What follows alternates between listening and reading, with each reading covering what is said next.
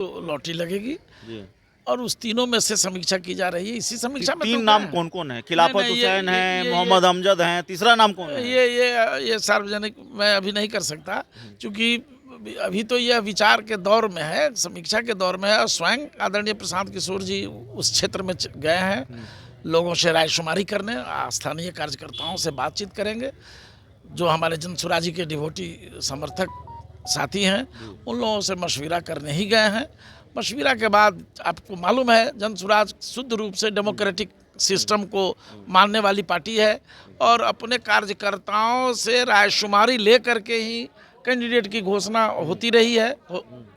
इसलिए आप कृपया इंतजार करें, वो रायशुमारी के लिए निकले हैं, रायशुमारी करके आएंगे।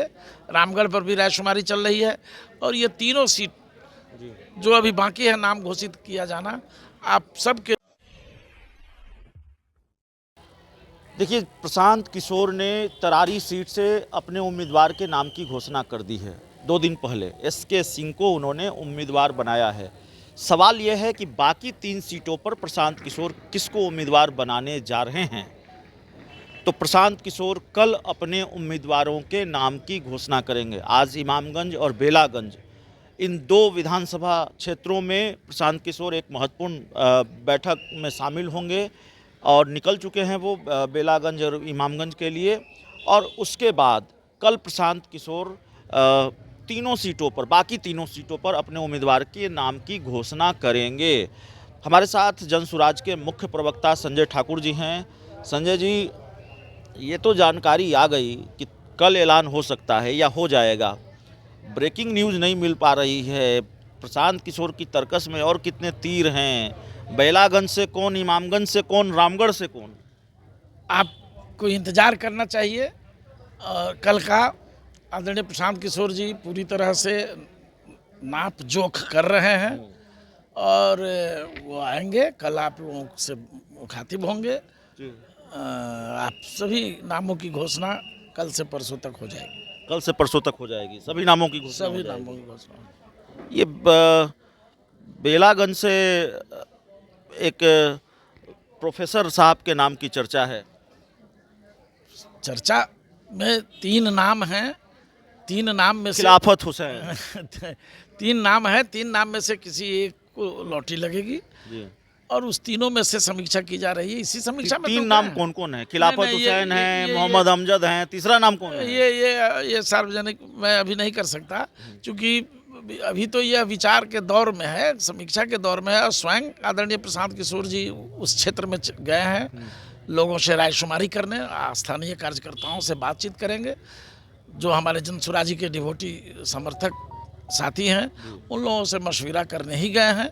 मशविरा के बाद आपको मालूम है, जन स्वराज शुद्ध रूप से डेमोक्रेटिक सिस्टम को मानने वाली पार्टी है और अपने कार्यकर्ताओं से रायशुमारी ले करके ही कैंडिडेट की घोषणा होती रही है।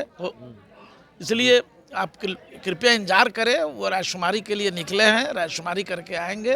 रामगढ़ पर भी रायशुमारी चल रही है और ये तीनों सीट जो अभी बाकी है नाम घोषित किया जाना, आप सब के लिए ये बेहतर खबर होगी कि गाँव समाज के सही सोच वाले सही लोग ही लाए जाएंगे, जिन्हें उम्मीदवार बनाया जाएगा, जिसको जनता का पूरा समर्थन मिलेगा।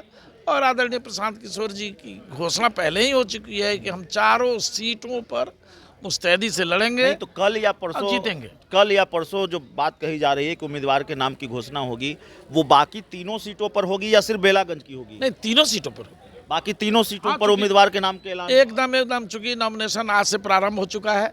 आज विधिवत निर्वाचन आयोग ने अधिसूचना जारी कर दी है, तो अब तो समय नॉमिनेशन के दरमियान ही ना कैंडिडेट सिंबल लेके जाएंगे तो नामांकन भरेंगे। इसलिए कल से परसों तक सभी उम्मीदवारों की सूची जारी हो जाएगी। बिहार में जहरीली शराब से मौतों के मामले सामने आए हैं, कैसे देखते हैं? बहुत दुर्भाग्यपूर्ण घटना है बिहार के लिए और इस घटना के लिए जन स्वराज नीतीश सरकार को, नीतीश कुमार को, उनकी जिद को और भारतीय जनता पार्टी जो समर्थन दे रही है और भी जो पार्टियां उसको समर्थन दे रही है इस सरकार को, उसकी कड़ी निंदा करता है, कड़ी भर्त्सना करता है कि इन लोगों के अनावश्यक जिद से शराबबंदी कानून बना हुआ है और जिस पर अमल नहीं किया जा रहा है। ये जीवंत प्रमाण है। 58 लोगों के मरने की खबर आई है।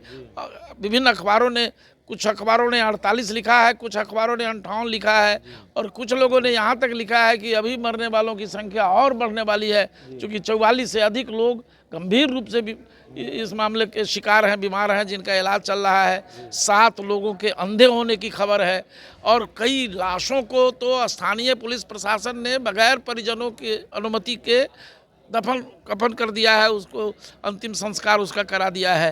तो ये बड़ी दुर्भाग्यपूर्ण घटना है। इसके पहले भी वहाँ 70-75 लोग मरे थे उसी क्षेत्र में, उसी जिला में।